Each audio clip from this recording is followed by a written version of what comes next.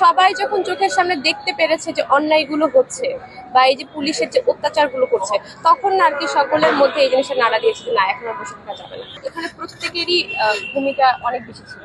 ধরেন একটা একটা যদি না আসতো তাহলে হয়তো বা এই অভ্যুত্থানটা এরকম রূপ নিত না। কেননা আমরা ওই টাইমে দেখা যায় যে শুধুমাত্র নারী পুরুষ তাই না, যারা কাজ করতো, ওয়ার্কিং ওমেন বা ওয়ার্কিং যারা পুরুষ ছিল, প্রত্যেকেই, প্লাস বিভিন্ন রাজনৈতিক দল বা অন্যান্য যে কোনো সংগঠন, আমরা প্রত্যেকের কাছেই সকলেই আমরা অনুরোধ করেছিলাম তারা যাতে আমাদের পাশে এসে দাঁড়ান। তো সেই জায়গা থেকে নারীরাও ঠিক তেমনই একটা অংশ ছিল, একটা বৃহৎ অংশ, যারা কিনা নিজেদের অনেকটা দিয়ে তারা এগিয়ে এসেছিলেন। এবং আমাদের ফ্যামিলির, আমার আম্মু বা মামুনি বা যেই বলি, আমাদের ফ্যামিলি যারা সিনিয়র মেয়েরা ছিলেন তারাও অনেক চলে এসেছিলেন। এটার কারণ হচ্ছে অনেকটা ইমোশনাল, অনেকটা দেখা যায় যে নিজের মেয়ে যখন রাস্তায় নেমে গেছে তখন তারা নেমে এসেছে যে আমাদের এখন নামতেই হবে। আর সবাই যখন চোখের সামনে দেখতে পেরেছে যে অন্যায়গুলো হচ্ছে বা এই যে পুলিশের যে অত্যাচারগুলো করছে, তখন না আর কি সকলের মধ্যে এই জিনিসটা নাড়া দিয়েছে যে না, এখন আর বসে থাকা যাবে না। তো এই ক্ষেত্রে এভাবেই নারীদের অগ্রসরটা হয়েছে। আর অবশ্যই নারীদের সামনে আসা দরকার ছিল, ওই মুহূর্তে না আসলে আন্দোলনটা এরকম রূপ নিত না। শুধু নারীরা, প্রত্যেকেরই আসলে সেম আমি মনে করি ভূমিকা ছিল। ৩রা জুলাই, ৪ঠা জুলাই এরকম, মানে আপনার লাস্ট দিনের দু একদিন আগে আমি মিরপুরে ছিলাম। তো মিরপুরের যে গোল চত্বরটা আমরা দেখছি, ওই জায়গাটা কি পরিমাণ মানে মারামারি, গোলাগুলি, সব দিক থেকে অ্যাটাক।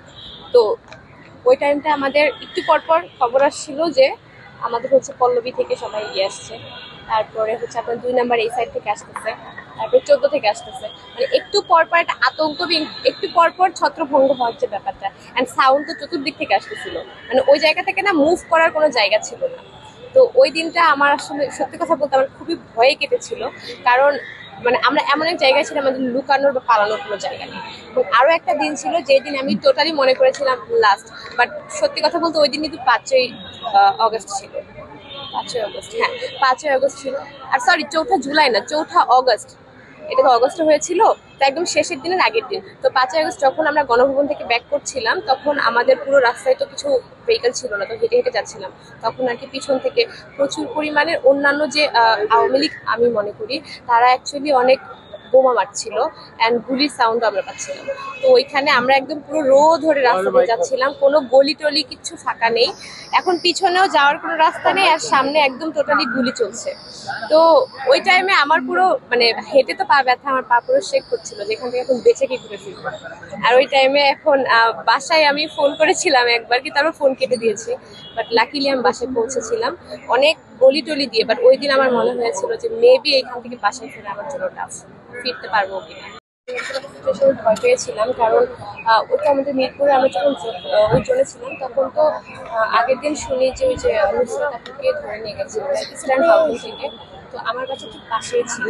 ওই টাইমে বলতে গেলে আমার নামও আমাদের আগের কমিটি অনেকটা বিলুপ্ত হয়ে গেছিল মিরপুরে, তো পরের কমিটিতে আমার নাম ছিল। তো অ্যাকচুয়ালি মজার ছলেই হোক আর যেই কারণেই হোক, আমি বা আমার ফ্যামিলি একটু ভয়ে ছিলাম। আমি বলছিলাম যে হোয়াটিভ আমাকে ধরে নিয়ে যায়। একটা উদ্বেগে তো রাত কেটেছি। আর আশ্চর্যের ঘটনা হইতেছে যে পুলিশটা অ্যাকচুয়ালি পুলিশের পোশাকের পিছনে মানুষ থাকে। তো যখন সামনাসামনি ওরা মারছিল, ভাইয়াদের মারছিল, তখন আমরা এক্সপেক্ট করছিলাম যে তারা এইভাবে মারবে না, বাট অনেক ব্রুটালি মেরেছে। বা তাদেরকে যখন আমরা রিকোয়েস্ট করছিলাম যে মারবেন না, বাট ওরা শুনছিল না। এটাতে আমরা অনেক আশ্চর্য হয়েছিলাম যে ওরা আমাদের মতো, ধরেন আপনি আমার সামনে, আপনাকে রিকোয়েস্ট করছি যে please don't heart us, but আপনি তখন একটা চোখে মুখে রাগ, ক্ষোভ যে আপনাকে মারবেনই, মেরে ফেলবেন এই উদ্দেশ্যে করা।